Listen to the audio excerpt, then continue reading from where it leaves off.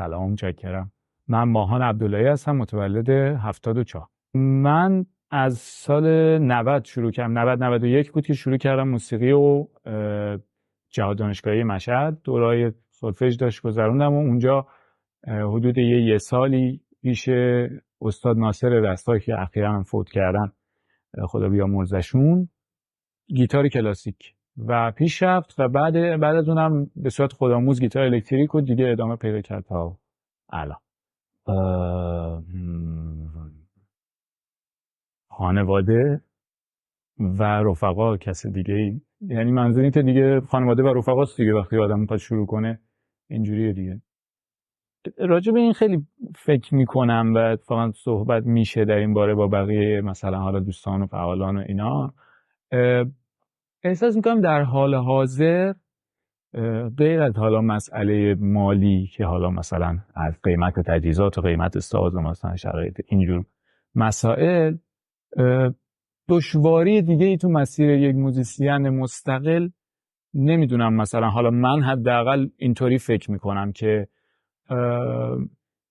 به لحاظ ضبط، به لحاظ ساخت موسیقی، امکانات و نوازنده و ساز و تمام چیزایی که لازم هست، استودیو و پخش و تبلیغات، حتی انقدر دیگه همه چیز مستقل شده که دیگه نیازی نیست، یعنی مشکلی نیست. یه نفر میتونه تنهایی تمام این کارها رو بکنه. یعنی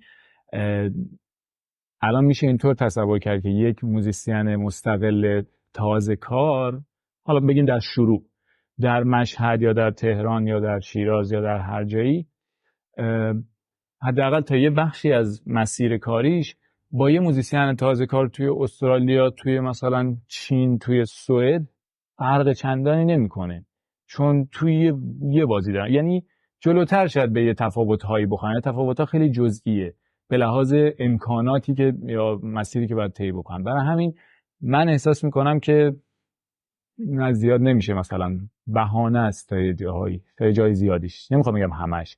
مثلا مسئله اجرای زنده مسئله است واقعا توی کشور ما، تفاوتیه که ما داریم با بقیه کشورها، اونم تا حدودی داره کم میشه. ولی به هر صورت احساس میکنم که موانع دیگه موانع خاص هر فرده، به طور کلی شرایط رو کاغذ برابره. اینجوری میبینم. اولین چیزی که اشاره میشه معمولا اجرای زنده است توی مشهد که خب سختی‌های خودشو داره. ولی من احساس میکنم که یعنی وقتی که مثلا حالا به بهانه دانشگاه و یه سری کارا من رفتم تهران و اونجا فعالیت موسیقی مثلا یه تجربیاتی داشتم، حالا از اجرای زنده گرفته، از اجرای خیابونی گرفته، از مثلا حالا همکاری با یه سری دوستان، ضبط، استودیو، این داستانا، صرفا اون اجرای زنده هم تفاوتیه که آدم مثلا بین تهران تا مشهد مثلا میبینه. و مسئله اینه که توی مشهد الان این صحبت از محدودیت و مثلا جلوگیری از فعالیت هنری که خب بولترین اجرای زنده موسیقی هست، متاسفانه در طی سالها ضرری که زده اینجوری نیست که مثلا ما بگیم آره موزیسین ها پیشرفت نمیکنن یا مثلا نمیتونن اجرای زنده کنن، حالا پس دیگه کارشون جلو نمیره. ضرری که زده به این شکلی که این شده یه دستاویزی برای خود هنرمندها که دیگه تلاشی نکنن. یعنی موزیسین مشهدی مثلا، حالا نمیگم قدیمی ها و پیشکسوت ها، اونا که جای خودشون دارن کارشون انجام میدن، کسایی که در همین رده مثلا تازه کار داریم و مثلا با هم پیش میریم، عموما این بهانه شده که خب تو مشهد که نمیشه کار کرد، پس بشین دیگه، ولش کن مثلا. و این ضربه اصلی رو داره میزنه. یعنی حالا یه داستان یه بار پیش آمد که مثلا در یه مجموعه‌ای در شاندی داشت این امکان پیش می آمد که اجراهای زنده موسیقی مثلا پیش بره و یه نفر به من گفتش که تو میشناسی چند تا گروه مثلا راک تو مشهد، انقدر مثلا میان راک زیرزمینی مشهد، راک زیرزمینی مشهد، چند تا گروه راک آماده، بگو مثلا ما یه برنامه بچینیم مثلا بتونیم چند تا اجرای زنده جور کنیم. هر چی فکر کردم هیچ گروهی آماده اجرا در مشهد نیست و یه عالمه موزیسین هست، یه عالمه گروه موسیقی هست که با یه عالمه پروژه نیمه آماده توی یه سری فولدر نشستن که خب امکانات نیست، شرایط نیست، ما نمیتونیم کاری بکنیم. من فکر میکنم این تا یه حدود زیادی تبدیل به بهانه شده. حالا در این باره میشه خیلی صحبت کرد. مثلا همین اخیراً دوستان من در گروه بند لیمیتد اسکای که احتمالاً حالا بشناسیدشون، یه اجرای زنده داشتن تو نیشابور. خب این امکانیه که ما توی خراسان داریم که توی شهرهای غیر از مشهد اجرای زنده بکنیم، توی نیشابور، توی قوچان، توی سبزوار، توی خیلی شهرهای دیگه اطراف مشهد، و مخاطبش هم خب بخش زیادیش از خود مشهد بلند میشه میره اونجا و اون اجرای زنده رو میبینه و برمیاد. خب این اتفاق بزرگیه. ما اگر از همین امکان استفاده بکنیم در دراز مدت یه سری تغییرات بزرگی رو ایجاد میکنه. علاوه بر این که خب اون گروه موسیقی که اگر واقعا آماده اجرای موسیقی، میتونه بره تهران اجراشو بذاره، میتونه بره رشت اجراشو بذاره، میتونه بره شیراز اجراشو بذاره. یعنی این نباید بهانه بشه که خب تو مشهد نمیشه کار کرد پس دیگه ولش کن، که شده. متاسفانه این بهانه شده. این به نظر من بیشترین ضرریه که داره میزنه.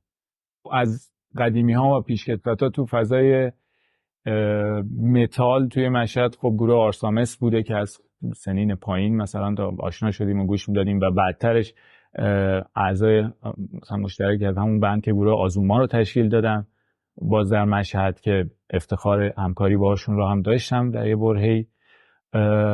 همینطور هر چی یادم بیاد دارم میگم. گروه خردل، آیه دشتی و آیه کوشکی که یه آلبوم و چند تا سینگل دادن دنبال میکنم همچنان. آیه اربابیان که خب از قدیمی ها هستن و همچنان هم دنبال میکنیم. موافق، من نمیتونم موافق یا مخالف باشم چون ندیدم شهرهای دیگر رو اونقدر، نمیدونم شاید جاهای دیگه داره اتفاقاتی میفته که ما نمیدونیم. همین الان توی کردستان ما نمیدونیم چند تا بند راک و متال هست، توی قم، توی بوشهر، توی سیستان بلوچستان هستن، ما نمیدونیم. یا خب این البته مشکله، یعنی باید در واقع تبلیغاتشون جدی‌تر باشه تا برسه صداشون به گوش بقیه جا. ولی حالا در یه برهه‌ای احتمالاً دهه 70 80 موسیقی زیرزمینی و موسیقی راک مشهد خب خیلی قوی‌تر بوده و این آوازش همچنان باقی مونده. نه که الان نیست، ولی خب فکر می‌کنم روی بار اون زمانه که هنوز این آوازه موسیقی مثلا زیرزمینی یا موسیقی راک مشهد هست.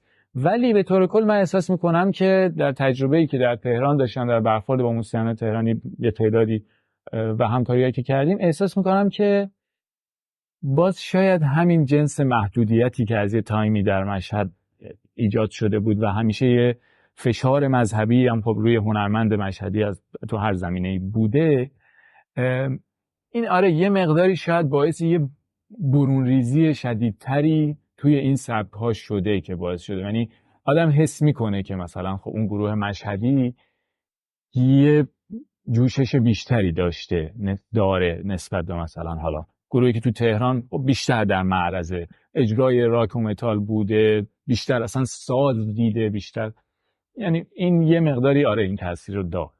خب اینجا یه بحثی هست که باید فعالیت مستقل موسیقی رو از فعالیت مارکت حالا نه که کاملا منفک بکنیم، ولی باید در نظر بگیریم که تفاوت‌هایی داره. وقتی میگیم موسیقی مارکت، حالا بستگی داره منظورمون چی باشه از مارکت. ما یه بازار موسیقی داریم که داره خب توش سی دی فروخته میشه، توش مثلا مثل امثال سایت بیپ تیونز و اینا که حالا نمیدونم هنوز فعالیتشون چجوریه، به صورت رسمی ما موسیقی مجوزدار رو از اونجا میخریم. حالا سی دی رو میریم، سی دی که مجوز داره رو میخریم و این یه گردش مالی داره و خب اجراهای زنده.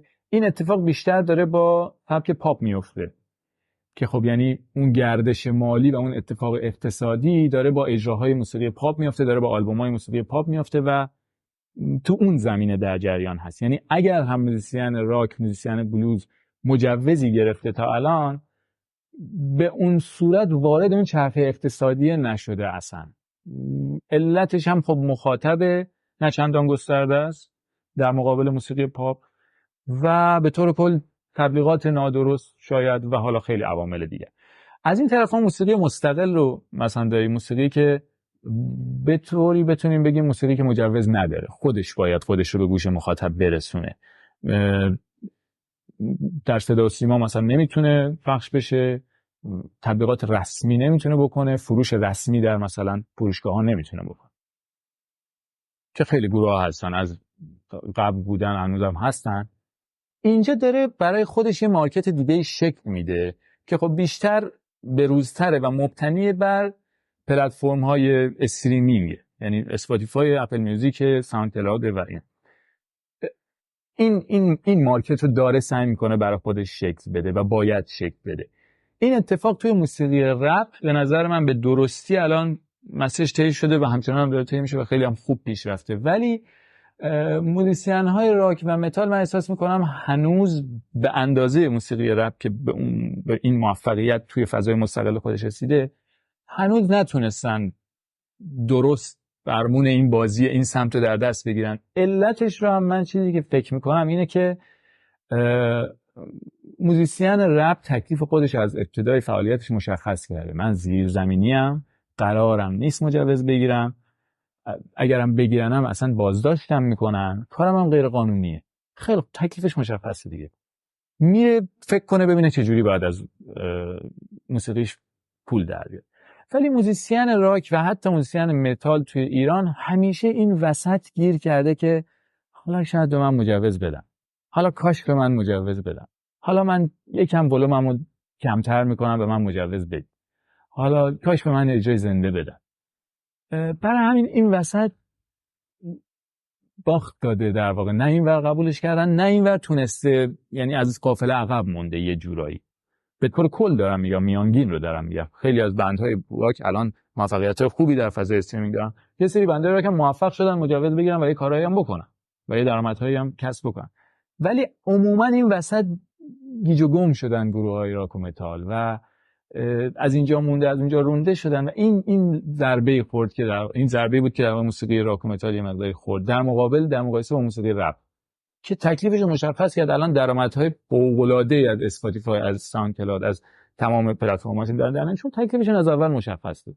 تبلیغات حرفه‌ای کردن، کار درست کردن و درآمد کار. ولی خب این سمت مقداری نظر من موزیسین راک و متال باید بپذیره که دوره به لحاظ شکل فعالیت دوره متالیکا و گانزن روزز و ACDC و امثال هم که یه بند 4 نفره با هم بریم تا 30 سال فعالیت موسیقی بکنیم، از اولش بتر کنیم، اجرای زنده بذاریم، آبجو بخوریم، بتر کنیم فلان، دوره اینا گذشته. یعنی تو خود آمریکاش هم گذشته. الان گروه‌های متال و راک امروز از مثلا چه می‌دونم گروه‌های مدرن متال و متال کور و امثال هم یا حتی گروه‌هایی که تو سبکای قدیم دارن کار می‌کنن ولی امروزه تشکیل شدن توی دهه‌های اخیر، توی مثلا 10-15 سال اخیر تشکیل شدن، میدونن که دیگه اون شکلی نیست. دیگه باید حواست به اینستاگرامت باشه گروه متال، دیگه باید حواست حتی به تیک تاکت باشه، حواست به یوتیوبت باشه، موسیقی تو باید تو پلیلیست‌های اسپاتیفای بتونی برسونی. دیگه دوره این که پوستر بزنی به دیوار مثلا که موسیقی شنیده بشه، CD تو کسی بخره یا مثلا از اجرای زنده میلیونی پول در بیاری یه جورایی گذشته. و باز ما تو ایران هم باید اینو در نظر بگیریم که نه تنها الان دهه 80 میلادی نیست بلکه اینجا هم آمریکا نیست. پس یکم واقع بین‌تر بیایم نگاه بکنیم. میخوایم موسیقی تولید کنیم، میخوایم به گوش مخاطب برسونیم، یعنی هدفمون یادمون نره که میخوایم چی کار بکنیم.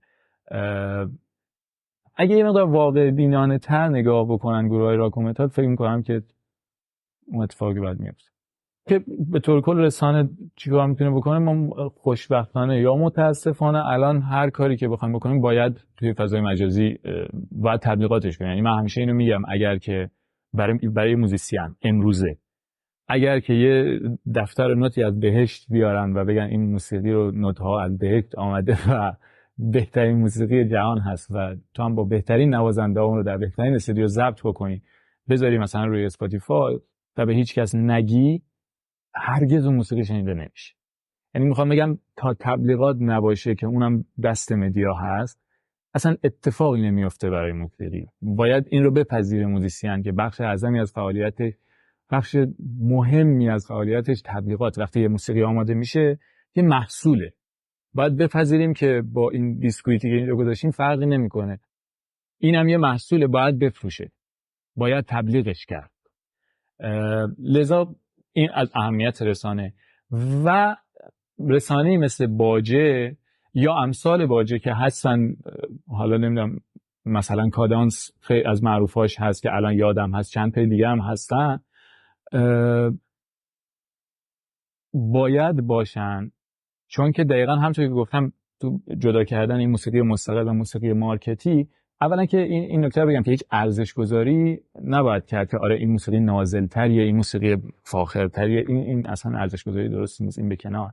ولی خب وقتی که در شرایط کنونی کشور ما امکان این که رسانه رسمی تبلیغات داشته باشه برای موسیقی مثلا مجوزدار ما و این طرف این امکان رو نداره، خب خود ما باید این رسانه رو تولید بکنیم دیگه. هر کسی به هر شکلی که دستش میاد و خدا رو شکر چقدر امکانات خوبی هست، یعنی چقدر رسانه‌های خوبی داره شکل میگیره. ان شاءالله که بیشتر باشه. آدمتون گرم واقعا. خیلی سخت از واضح شما که نمیدونم. من فقط میتونم بگم که گیتار الکتریک رو چون که تقریبا خودآموز یاد گرفتم، از متالیکا یاد گرفتم و لذا لایوهای متالیکا، هر چی رو راجع به متالیکا، کاور کردن تمام آهنگای متالیکا، این خیلی دوست دارم، علاقه دارم. ولی اینکه آیا الان چیزی که تولید میکنم شبیه به متالیکا، نه اینطور نیست. ولی خب من از اون سالایی که شروع کردم ساز یاد گرفتن، یه 10 سالی تقریبا فقط ساز زدم و کاور میکردم. در واقع موسیقی بقیه بندا رو کاور میکردم، اینجوری انگار همچنان داشتم یاد میگرفتم و انگار اعتماد به نفس تولید موسیقی نداشتم که بخوام بگم آره اینو من ساختم. مثلا این کارو نمیتونستم بکنم تا سالهای اخیر که بالاخره تونستم در واقع خودم رو جمع بکنم، اعتماد به نفسم جمع بکنم و به خودم بقبولونم که آره این موسیقی رو تو ساختی و خوبه و روش کار بکن و موسیقی بساز، آهنگسازی بکن. تلاش کردم، حالا تئوری موسیقی رو تکمیل کردم و که بتونم آهنگ بسازم. و با تمام این صحبتایی که الان کردیم، هدف من الان اینه که خروجی داشته باشم. هدف من اینه که اگر یه نفر به من میگه که خب تو موزیسیانی، موزیکت کو، بتونم بگم این موزیک من، ولو اینکه اون موسیقی از کیفیت 100% برخوردار نباشه، من بتونم بگم من موزیسینم، موسیقی دادم بیرون تو اسپاتیفای، توی ساوند کلاود، تو اپل میوزیک، تو همه جا، تو اینستاگرام هم هست. ولی منظور این که محل انتشار موسیقیم اینستاگرام نیست یا یوتیوب نیست، اون میشه تولید محتوا. موسیقی جاش تو اسپاتیفای، توی ساوند کلاود، توی اپل میوزیک. یعنی میخوام این رو بگم که تلاش کردم از این که با پست گذاشتن در اینستاگرام به خودم بقبولونم که آره من الان موزیسینم، اینو بذارم که موسیقی جاش تو اسپاتیفای، اگر اونجا موسیقی داری موزیسین. و دارم با خودم در واقع سعی میکنم به نفع خروجی دادن همچنان سعی بکنم که در واقع خروجی داشته باشه. این مسئله که دوست دارم. برای من خیلی بیشتر ریاضیه تا بخواد خیلی الهام باشه و مثلا خیلی در لحظه مثلا خاصی باشه. من معمولا با ساز میشینم پای لپتاپ، یعنی در حالی که آماده ضبط هم، و یه دفتر و قلم هم هست که دارم مثلا با آکوردها و با گامها مثلا حساب کتاب میکنم بیشتر تا بخوام بگم مثلا یه ملودی ناگهان پیدا میشه. کمتر پیش میاد، نه که اصلا کمتر پیش میاد که ناگهان به یه ملودی مثلا بر بخورم یا به یه چیزی فکر بکنم و مثلا بخوام بپردازم بهش. بیشتر چیدمان میکنم تا به یه ساختاری برسم. این شکلیه بیشتر برای من. تو این مسیری که الان مثلا من برای خودم دارم فکر میکنم به عنوان یه مسیری که بخوام طی بکنم، ابتدا هدفم اینه که همونطوری گفتم خروجی داشته باشم همچنان. یعنی به نظر من 1 ترک، 2 ترک، 3 ترک، مثلا 4 تا موزیک هنوز شروع هم نیست.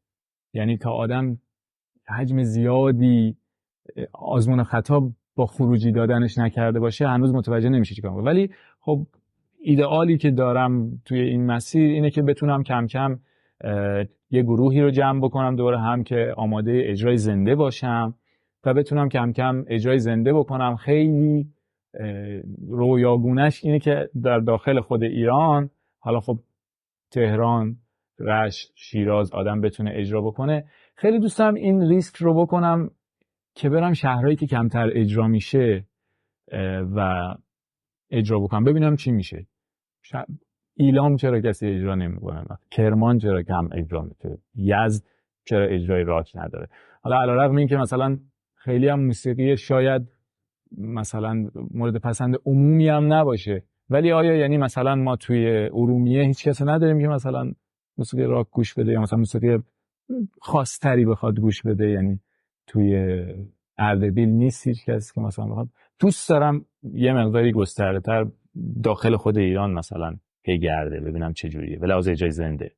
پیرو همین صحبتایی که کردیم، من خیلی اولا ممنونم ازتون که بستری فراهمی که میشه یه مقداری صحبت کرد در این بارها، چون حرف زیاده در این موضوعاتی که حالا خدا رو شکر مطرح شد که خیلی هم موضوعات مهمیه.